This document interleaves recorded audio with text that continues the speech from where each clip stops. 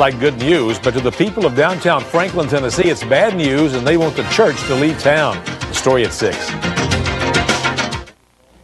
The United Nations Security Council called on Iraq again today to allow UN weapons inspectors free access to all facilities. That includes Saddam Hussein's many presidential palaces. While tensions over the inspection issue may have eased at least a little, the U.S. is maintaining its military buildup in the Persian Gulf on the surface and, as CBS's Tom Fenton shows you now, down below.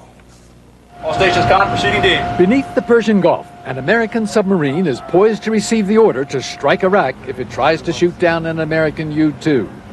The USS Annapolis is part of the U.S. Navy battle group in the Gulf that the world and the enemy rarely see.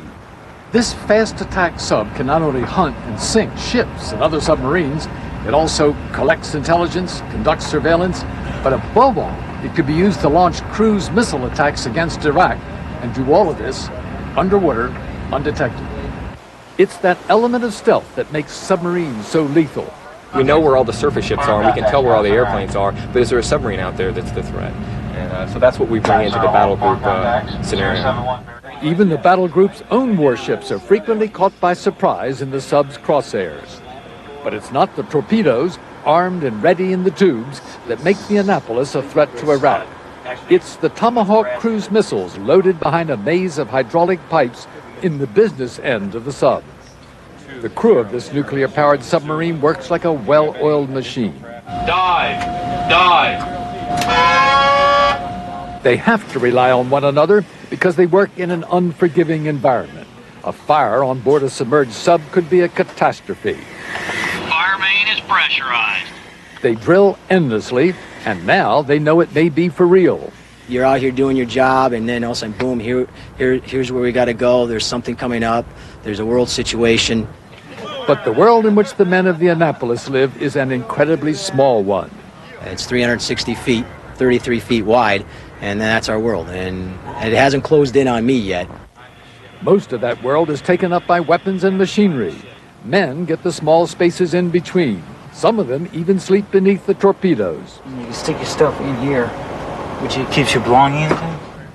But even though they only rarely see the sun when they are on patrol, submariners have a pretty high opinion of their work. How do you guys rate in the pecking order? Oh, pecking order, we're the elite. The submarine force is the elite. Best trained, best fed, best, you name it. That may sound like making the best of a tough life, but submariners see the world from a very special perspective. Tom Fenton, CBS News, on board the USS Annapolis beneath the Persian Gulf. Boris Yeltsin, on a state visit to Sweden, said today that Russia is ready to cut military forces along its northwest border by 40%. The offer appeared to be aimed at soothing the former Soviet states of Latvia, Lithuania, and Estonia now that they're independent and interested in joining NATO. The Federal Reserve reported today that America's farmers and manufacturers are starting to feel some effects of the Asian financial crisis. The Fed says demand for U.S. exports is down.